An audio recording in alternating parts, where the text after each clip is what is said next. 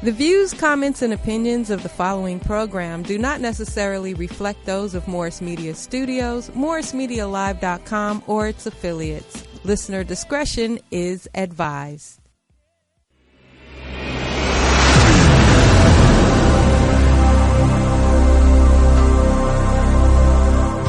Hot, bold, sweet, smooth, and always flavorful.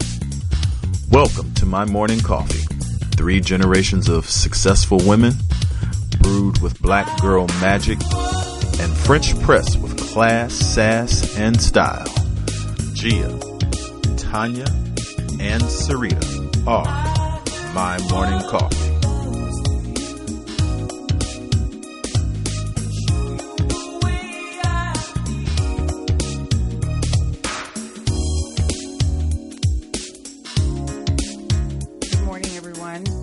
Monday. Welcome back to another edition of My Morning Coffee with Tonya, Syreeta, and me, Gia. Before we get started today on our show, we want to take a 24-second moment of silence for Kobe and GiGi Bryant and the 7 other victims in the tragedy that happened yesterday.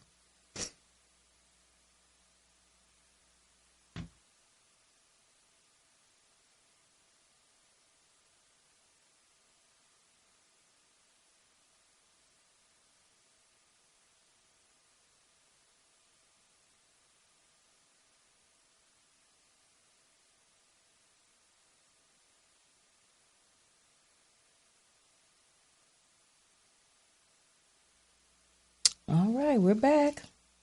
So why don't we start off with a moment of reflection from each of us, really quick on the news of Kobe and how it personally affected you, if you don't mind sharing.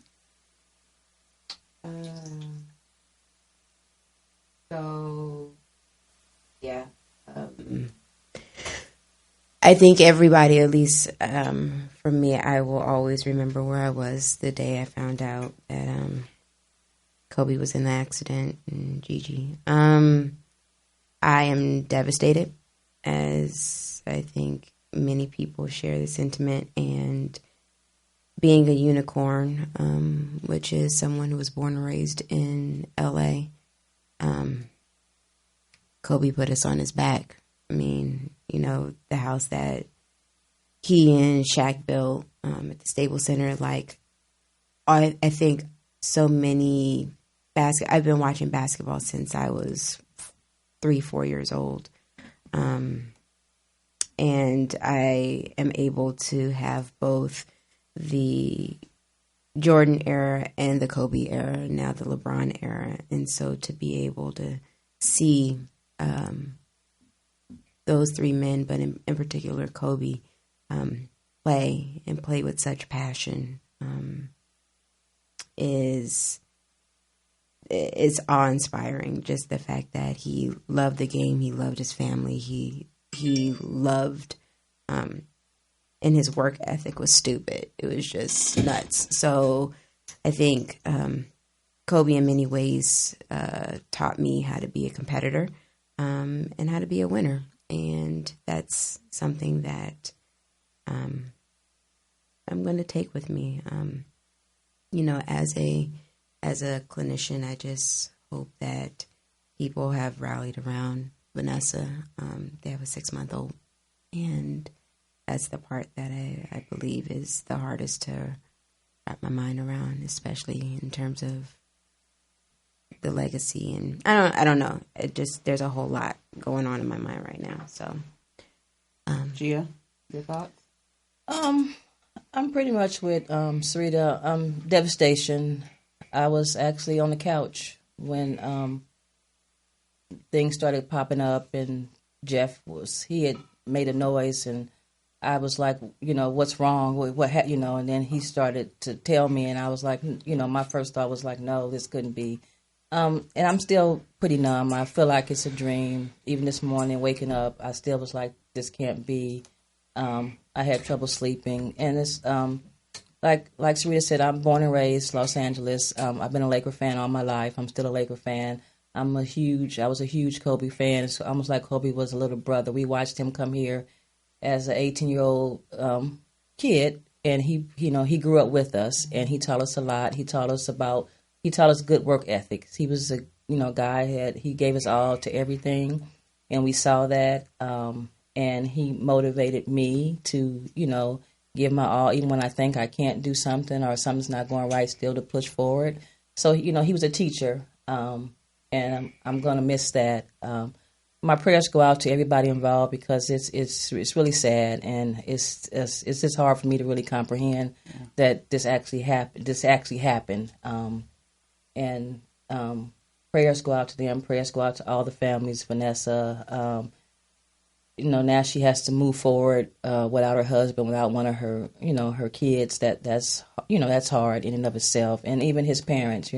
My heart goes out to Kobe's parents, his sisters and stuff, because they also lost a son and a brother, and, we lost the icon.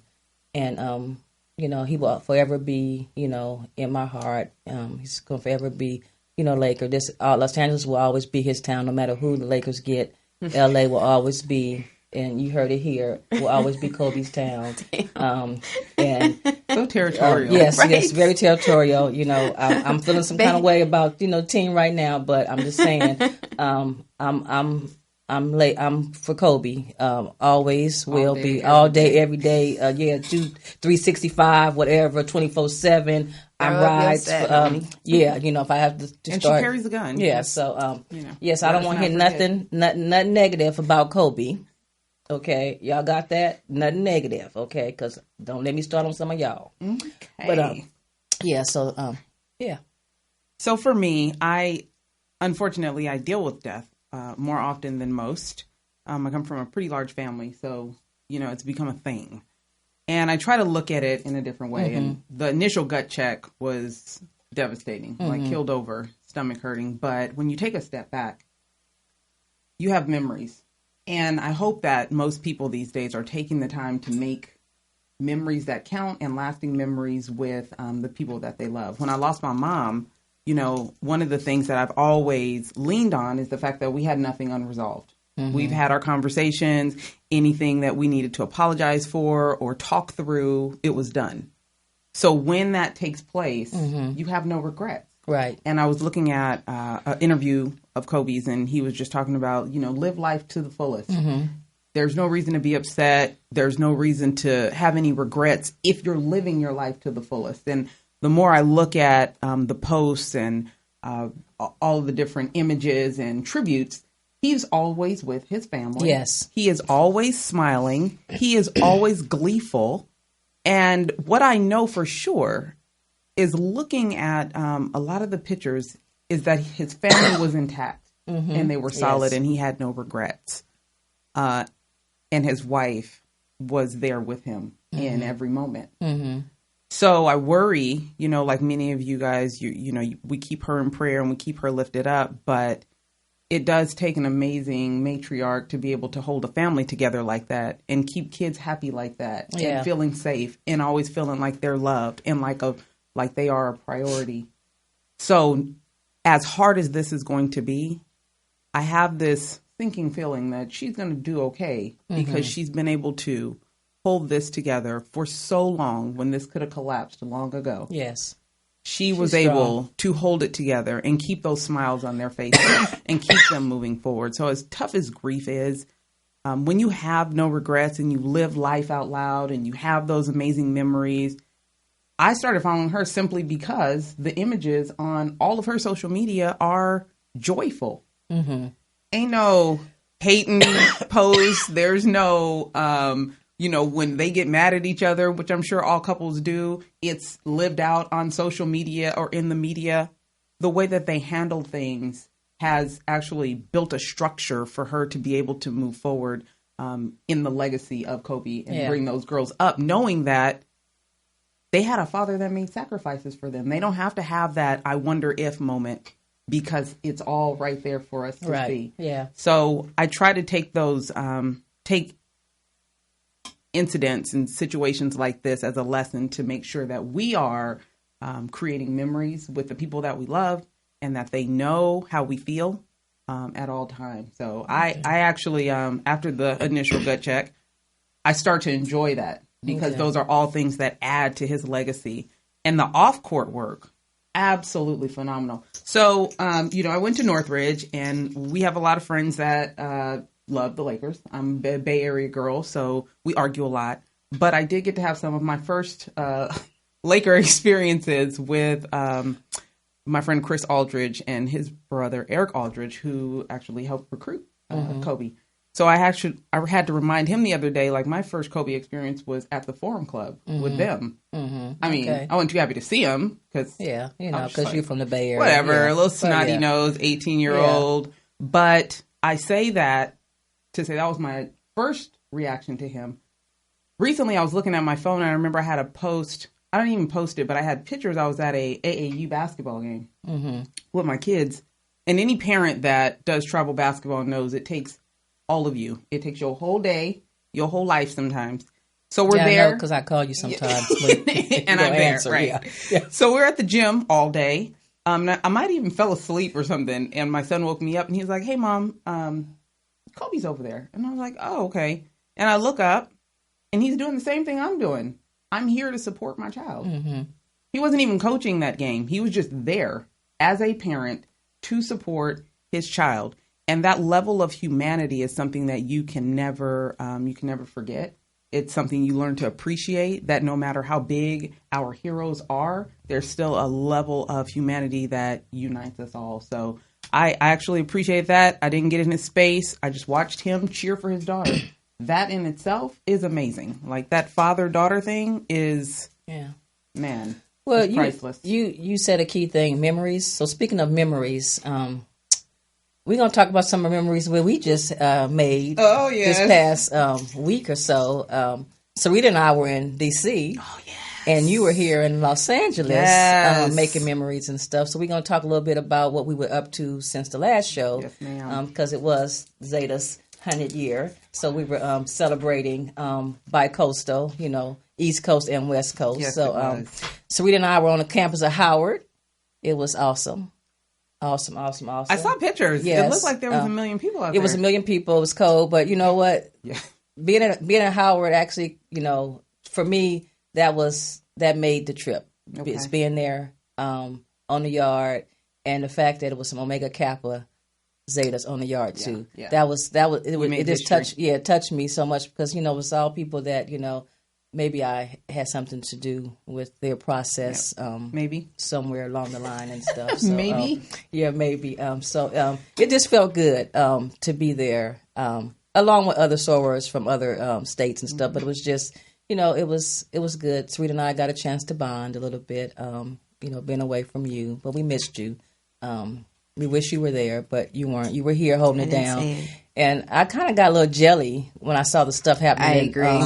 On the West Coast, because the West Coast after it was like I was good until I started seeing all the posts, and I was like, yeah, there's such and such, there's Tonya, there's this, there's Ryan, there's I'm like, and I'm like, and I kind of wish that I was here, I was here, and stuff. But you guys look like you had a really good time. We did. What was the experience like for you being in DC, and are you going back in June? Okay, I feel like that's how I feel about questions of planning. I will say that I am one step closer to going back in June. Okay. I'm not going to commit to going in June. It was fun, though. I actually went for work, and it just fell in line that everything was going on. It was cold. DC is cold. Yes, it is. But I held it down like a G. I had on thermals the whole time. I wasn't going to let it beat me. But it was really nice to see everyone there. I'm sorry. This is going to be a really crazy show for me, just trying to keep it together. So I probably won't be as coherent. I don't know if I'm ever usually coherent, but today is really difficult for me to be. And even to think about what I did last weekend. But you did come home from D.C. and I saw you. Yeah, that's true. That was amazing. The fact that, thank you for the lob. The fact that Tonya and I don't know, we also need to take a moment to really celebrate this one in the middle, because she, first and foremostly, is just dope in general, but what you created for Redondo Beach, their MLK celebration, was absolutely phenomenal and fantastic. And I don't believe that I always give you your flowers. And to see so many people come out and to see what you organize and to see how people love you in the community. I guess I take it for granted because I'm always getting bullied by you. But to see the sense that the people that she doesn't bully, like how much they love you. Who said I don't? Maybe because she doesn't bully them. Maybe that's why they love her so. But maybe she does bully them, and they're also just they're afraid too. But the unveiling of the MLK bench and the speeches was just phenomenal, and so I'm so proud of you. And to see Ray being Mr. Tonya McKenzie was also quite amazing as well. Wow, did you get any video of that? Maybe. Okay, I'll have to check. Yeah, I'll have to video. Yeah, please share. I have to roll that on back. But because Kevin and I got the opportunity while the program was going on to stand with Ray, and the amount of joy that was on his face, and people coming up to him, it's like, oh, because there's only a handful of chocolate chips in the batter, right? Already, and so it's like you must be with somebody. And he's like, oh yeah, I'm Tanya's husband, and it was like he was a celebrity. Oh, you're Tanya's husband, Tonya McKenzie. Oh, and he was like, yeah, and just to see the pride on his face was really. So she's like a celebrity in Redondo Beach. So we could go to Redondo Beach and kind of cut up, and then drop her name. Oh, we've already made plans, Ray and I. She's gonna get like a card. We're gonna laminate it, and it's gonna say Mr. Tonya McKenzie. And when we're out and about, we're just gonna flash it. Oh, okay. That's how it's gonna happen. I'm done with you. I'm just letting you know. Well, get ready. I'm done with you guys. Well, I'm gonna get a card too, and I'm gonna say mine's gonna say Tonya McKenzie's big sister. Yeah. Oh. Yeah. So. It's going to have her name on there so I can put up in her city. With an asterisk that says carry a gun? And that too. Okay. Yeah. Well, no, I don't want to even bring that into the play because I might really cut up. So we don't want that. We actually love our law enforcement out in Redondo. So, bring yourself. We'll definitely celebrate you too. Okay. Do you guys have coins?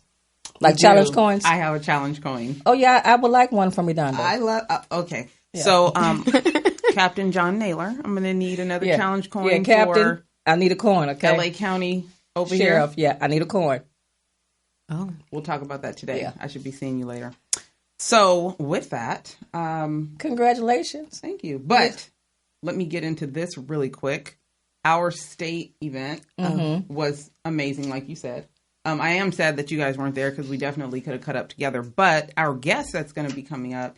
He was actually there also, and he can tell you about that. We enjoyed it, had a good time. Not sure if you guys all know, but Rona from In Vogue is a member of the Zeta Phi Beta Sorority Incorporated. In Vogue performed all of those. And that looked dope. Yeah, some of those clips are dope.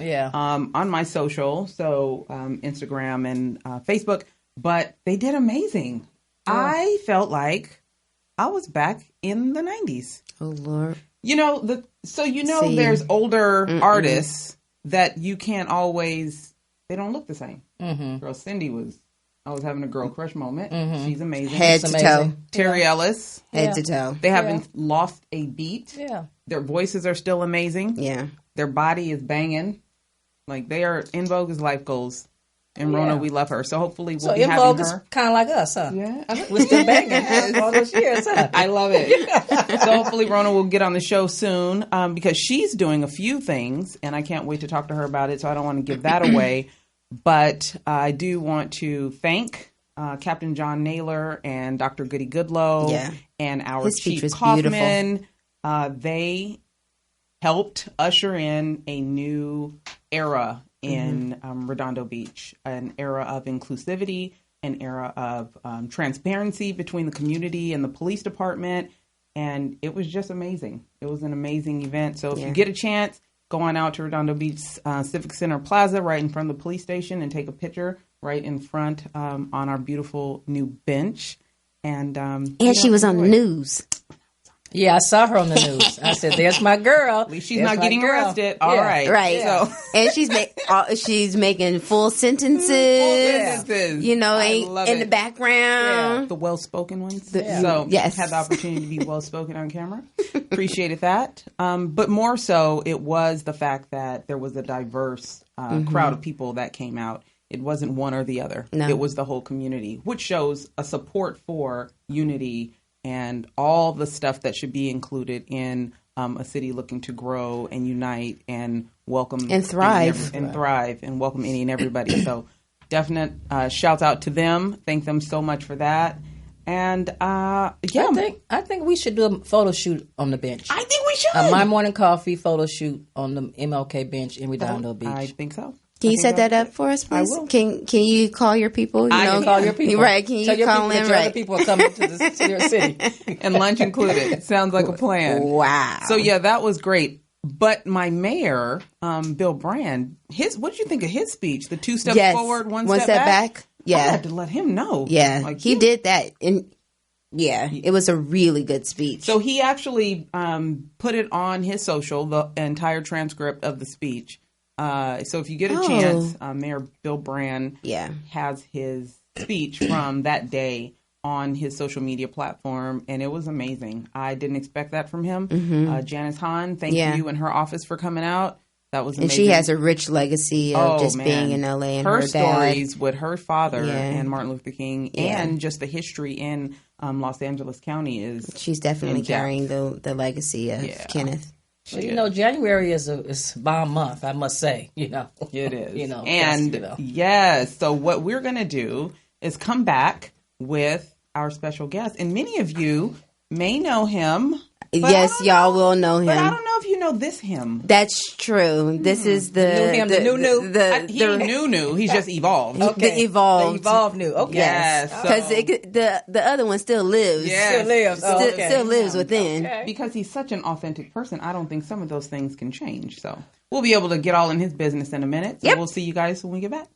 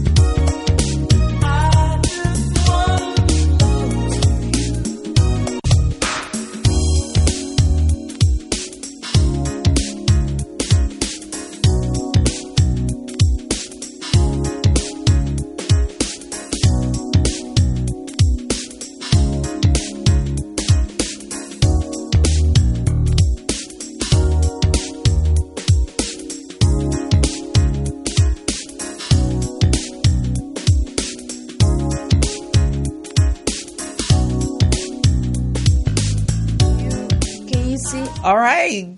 Thank you for coming back. As you see, we have this amazing guest here today. I'd like to introduce you to Dr. Sherman Mitchell. Good morning. Good morning. Hi, Sherman. Hey, I'm so excited to be here. So I just want you to start off by letting the people know, when did your name change?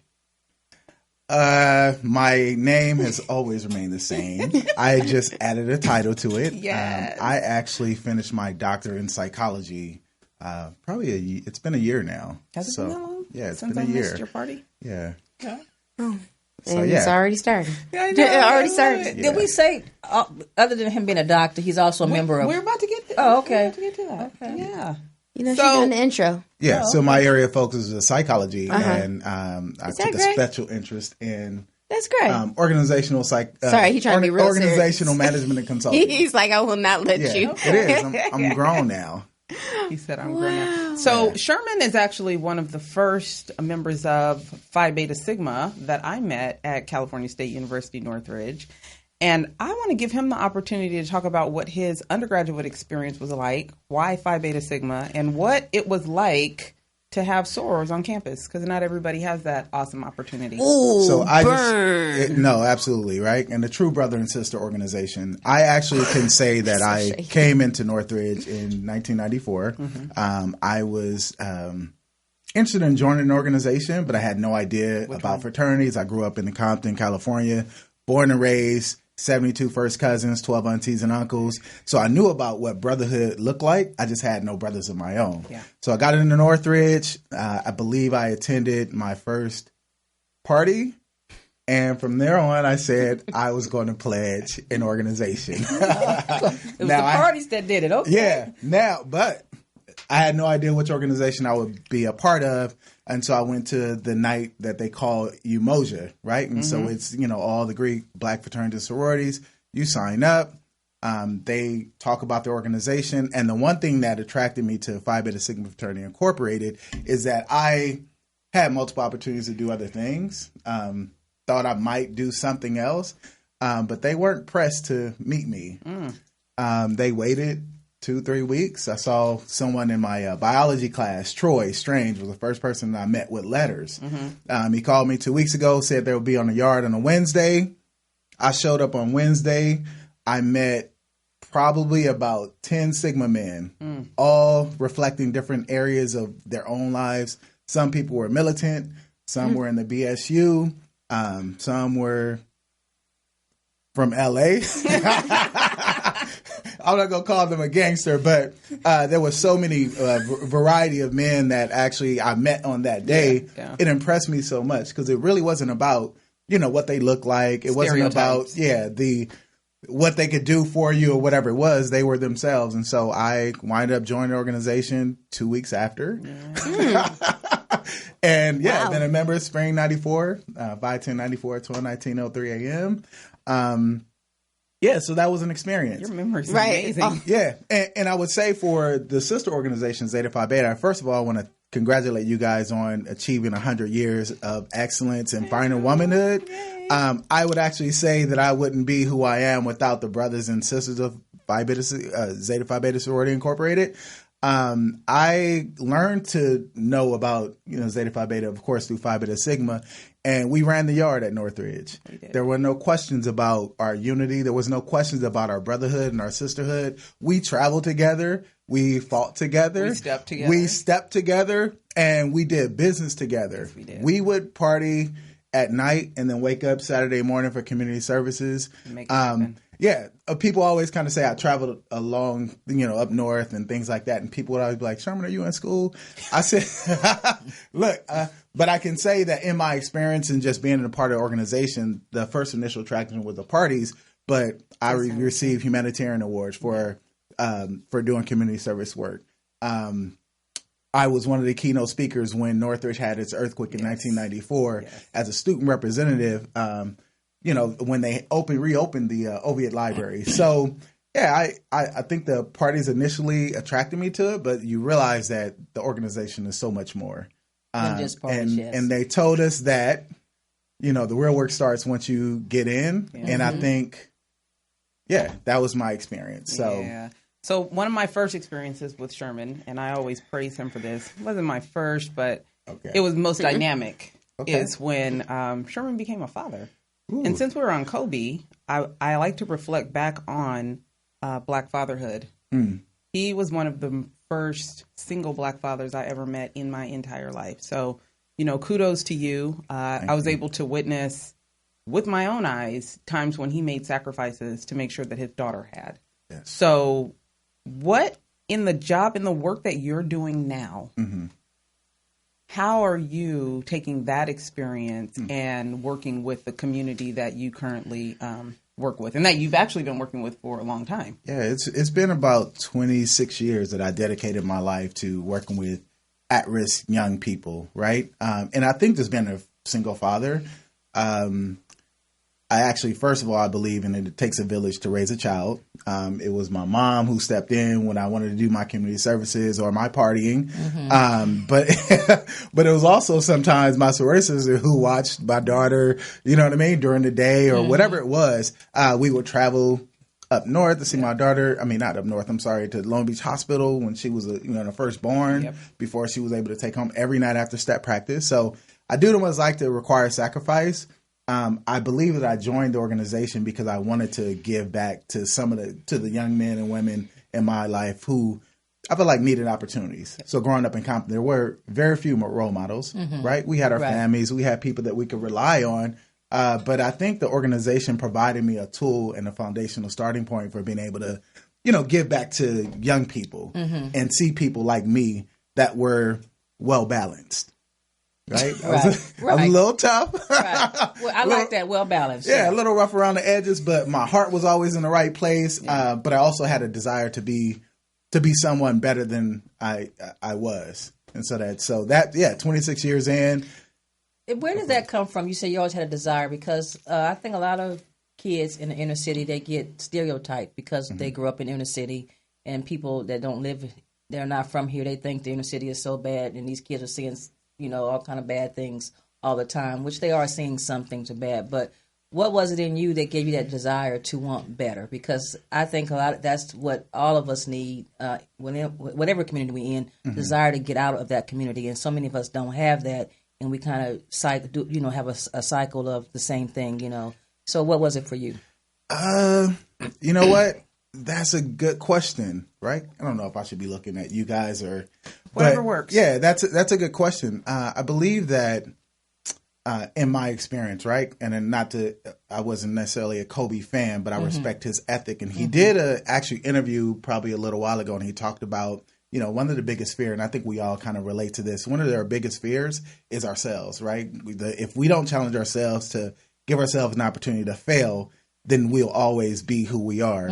So growing up in Compton, I didn't see that. I didn't see people, doing always the right thing. And guidance counselor told me that I shouldn't go to school. I should do like vocational training.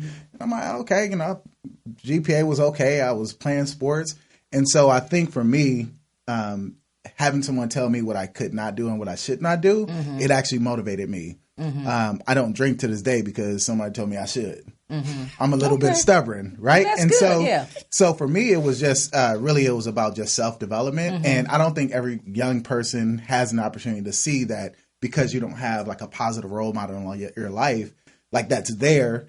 You can't find that in somebody else, like a football coach. Or your teachers. And so I was able at a young age to identify, men that I wanted to emulate.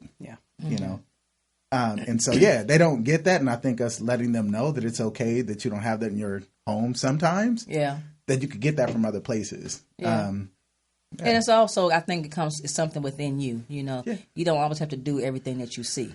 Like you see others doing, And that's why I think with the youth, that's what happens with them. They see other people doing it, so that's why they do it. And you kind of went the opposite. Somebody told you to drink, and you said, no, I'm not going to drink, so. Yeah.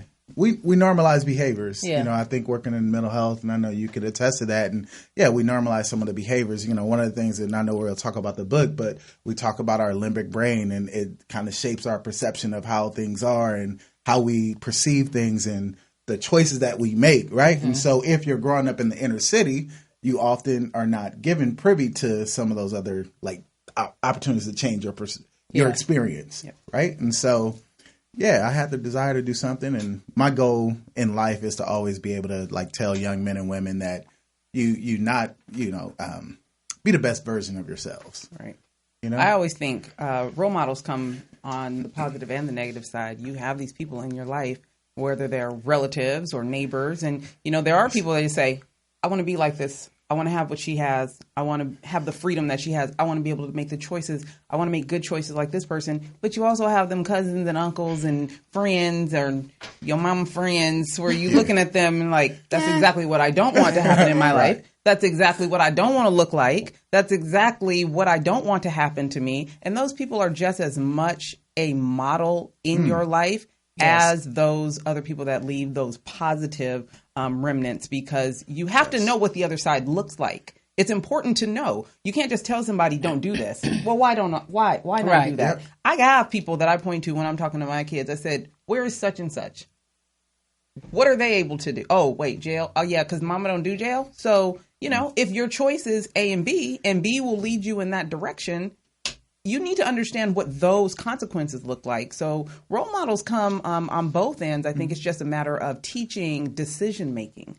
And we kind of get lost in that. How do you make a positive decision that's going to affect you in a positive way instead of, I'm just going to choose this and be able to deal with whatever the consequences are? Because you can say that all the time. I hear that, if something goes wrong, you're supposed to make mistakes. That's how you learn. Yeah, but some mistakes... Consequences and repercussions, right? Yes.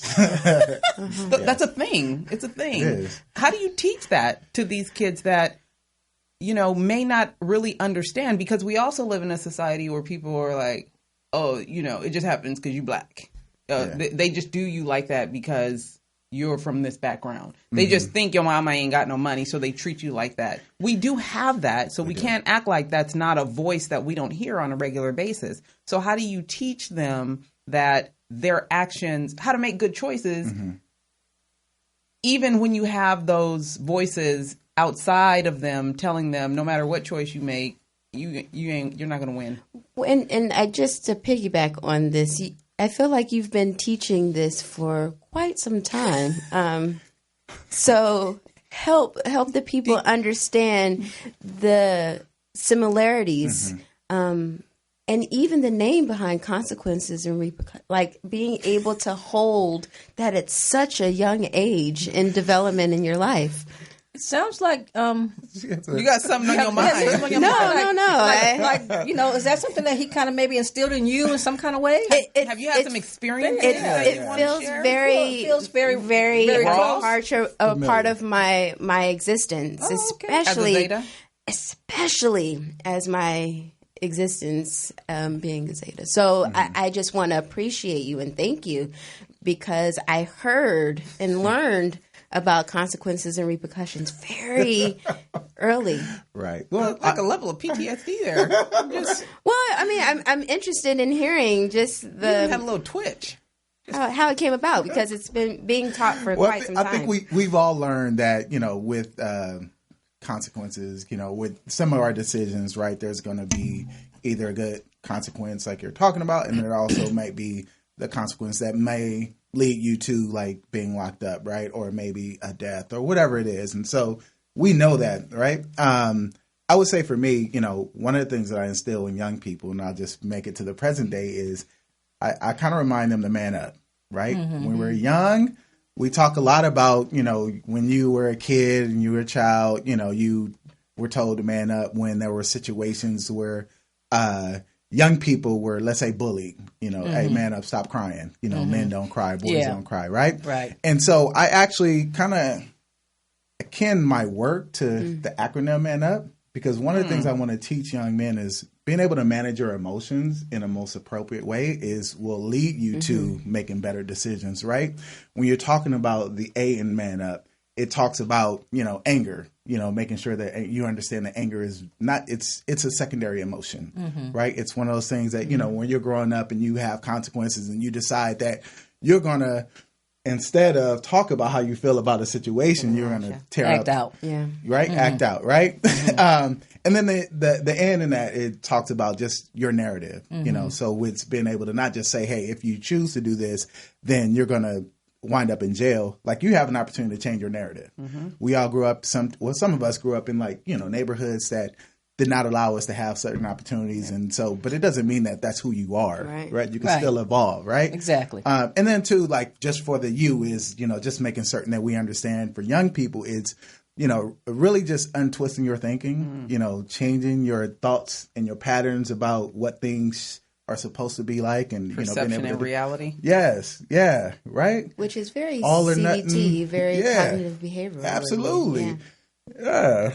And then the power is within us all. We have the power to actually change our our circumstances, and if we decide that that's something that we're going to do. So I have a feeling that some of the stuff you're talking about might be in, I don't know, a book that you wrote. Not yet. Yeah, it's I have a new an project. upcoming book. An upcoming project. And you heard it here first. Okay. Well, Yes. But let's I talk do. about the books that- I hear we share a title now. Author. Author, right? So today, here, I'm going to just pass this around. Yay! Yeah. Are they signed? I will sign it, right? Wow. I actually have a book that's been published. It's called Organizational Change is a Journey, and it looks at one leader's journey through change, its impact on understanding, and the practical steps for leading change efforts. So that's the book. This is going to be Who is really it helpful for? You know what? It is helpful for business leaders. It's helpful for people that have had experienced change. I kind of talk a little bit about like Charles Darwin rather, and he talked about, it's not necessarily the strongest of the species that survive, nor is it the most intelligent. It's the one who's most adaptable to change, right? And so we've all experienced change. The book actually, the goal of it is to really help answer the question, what leaders should know about the employee's experience of change, right? We've all experienced change. We talk a little bit about in our research is that 68% of change efforts are either challenged or failed. And the reason for that is not just because people resist because they just don't like what you do. A lot of our experiences are shaped by our personal growth, is a previous manager and things like that. And so the book actually tackles two things. There's two views that I have about change. Leaders decide to make a change because they want to maybe improve the quality of the work that they do in their business, right? They make amiable risks to say that I am deciding to make this change because it's going to benefit the organization. The other part is that, when we talk about, change from an employer's perspective, they're looking at their past experience. They're looking at some of the ways that change really didn't yield work well great for results. them or the same benefits, right? Yeah. And so the book actually addresses my personal journey through change because we talk a little bit about, like I said, the brain, right? And how it shapes and informs who we are. It also gives an opportunity to provide like a clear understanding of like organizational theories. So I actually tie in as an employer, as a person growing up in Compton, as a person who was an employee at one point, I tie those personal experiences and I allow like the reader to say, oh, this is maybe why I resist some of these things. Applied science. Exactly. The book also examines whether or not your change efforts will, be successful if you include the employee in that process, right? The book talks a little bit about cultural competencies as leaders, right? So as leaders, we talk about some of the main things that we need to be successful. I say communication is one of those things. Being emotionally intelligent is another thing. Being able to, understand well people are. So there are some things in that book that gives leaders like Jules. I talk a little bit about a case study that I did with a large governmental organization where I was able to introduce like a change process and kind of examine where they were. What encouraged the book? What encouraged you to write a book about organizational change rather than something else? Youth that, advocacy. Or your journey growing up in Compton or as a single, like why organizational change? Because we've all experienced change. I talk a little bit about, when you say change, Bowen's family theory talks about who we are in like our families, right? So you can have an older brother or sister and the mom tells you, do what I say, not as I do. When you get in organizations, that's how change is implemented. The CEO says, this is what we're going to do. This is how we're doing it. They never talk to you about the why. Yes. They never talk to you about, some of the challenges you may be faced or the benefits. So that was the reason for deciding to do that, because I think we all should be working on our own self-development.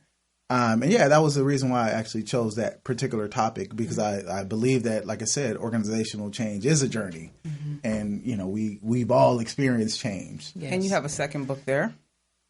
Oh, yeah. So I also am a contributing author to People Practics, and it's an actual play on practical tactics for leaders in business. So we address a variety of organizational topics for people, leading change efforts, looking at diversity and change, enhancing your workplace diversity, marketing in the digital world, organizational process improvement. So there were a few authors here, several authors. Is there a section about millennials in the workforce? You know what? Let me see. The future of business.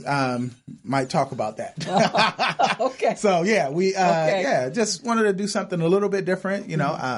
I want to circle back on something we brought up, and it's been bugging me. And since you've been in this space, I want you to comment on it. Bullying. I think the word is overused.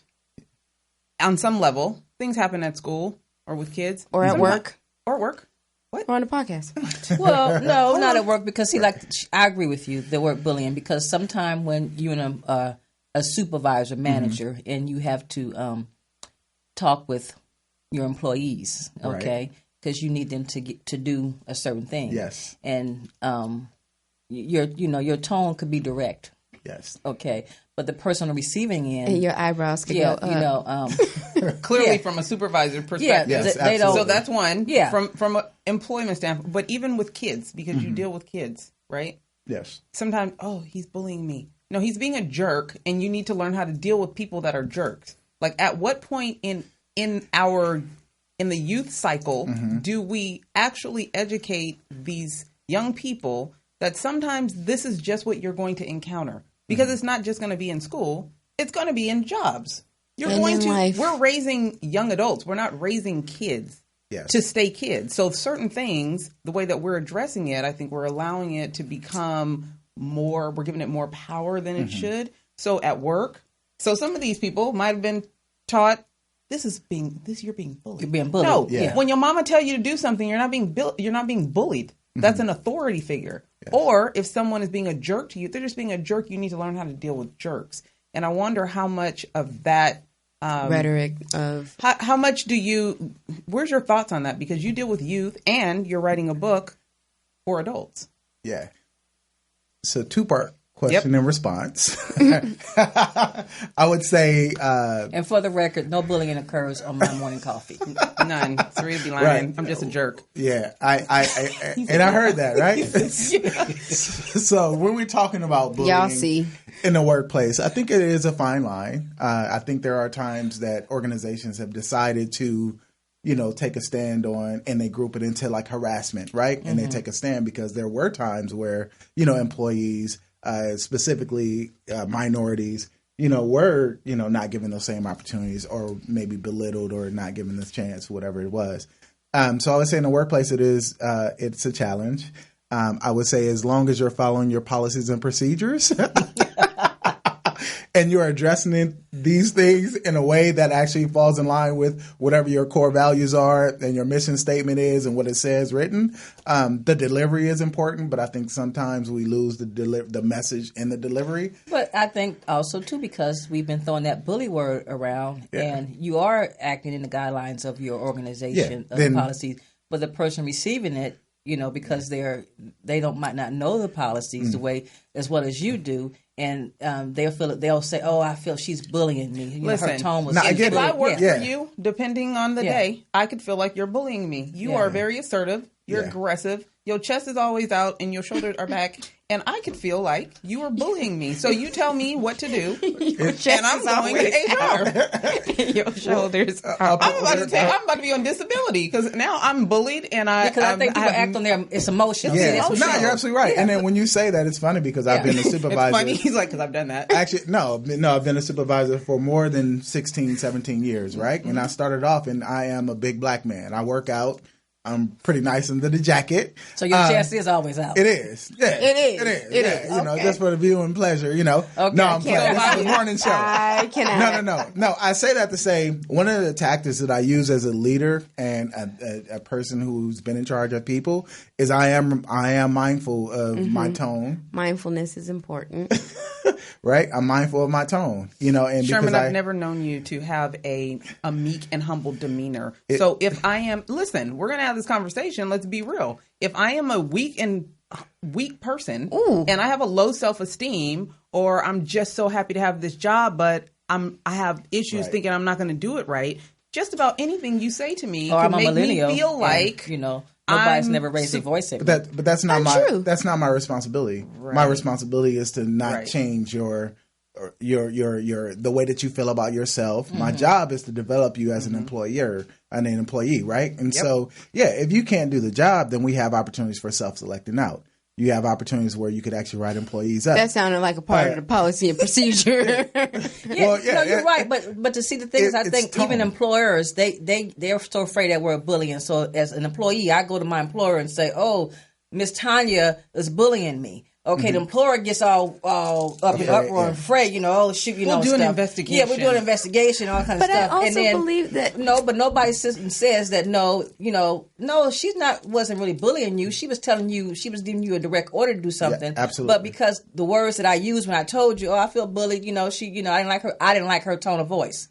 Well, really? But I also believe that it is necessary to know effective communication. And I believe effective communication both on the side of the employee and the employer, because as a person who is a supervisor, I'm going to look at the person who's before me and say, what is the way to get the best product out of this person, the best results out of this person? And sometimes I may have to cater the way in which I deliver my information because I believe in their success. Now, if I'm not invested in their success or believe in it, then I can be reckless with my tongue. But if this is someone that I'm taking an investment into creating that personal development, then it's important for me to deliver information as best as I can so that they can be successful. Well, you're a bully. It's a professional choice. Yeah, I think you hit it right on the nose. It is professional, but again, it's all about, to me, it's the person's emotion. Because if you're a straight, direct person, you're not lashing your tongue out. You're just being direct about it. I'm not going to coddle an employee. I'm not going to treat them like their mother. Hey, Johnny, come over here. Okay, can you? But that's patronizing. I think people can still be adults. That's what these kids want. They want, it's like. I'm like, no. You're talking about someone that supervises millennials. Yeah, I'm supervising millennials, and I'm in a profession that's authority profession. Yeah. So I'm not gonna. I don't have time to be tapping it down. But because, why not? No, I don't. Not because I'm not. I don't have time to. Because when you're on the streets, the suspect ain't gonna tap it down to you, okay? The woman at the house that you at that's upset because her house got burglarized, she ain't gonna tap it down to you. She gonna come at you up here right now. I'm not coming at them up there. But I'm just saying. I think people, like she said, they're using this word bullying, and I think they're acting off emotion because they never. But they've been raised a one way. But he talked about controlling your emotions, and just because I'm telling you to do something and I'm direct. That doesn't mean I'm bullying you. Mm-hmm. Yeah, okay, absolutely. You're actually. You both are right. That was safe. No, I think there is. Response. As a leader in organizations, your role is more about compliance, and you need your employees to follow what the procedures are. But I also believe that there are opportunities where you just point to the policy. And there are no emotions set aside. I don't want anybody that works for me to always operate in the fear, flight, fight mode. Like, okay, my supervisor's coming. I know I messed up. Yeah. Most times, there's a study that talks about, people in the workplace that have the most injuries are the ones where you have people that actually are unsatisfied. And they're operating like that, right? And so there are a lot more accidents. There are a lot more people calling off, So, I think sometimes as leaders in organizations, you do have to just, deliver it in a way that somebody receives it. And kids is opposite. No, I'm not.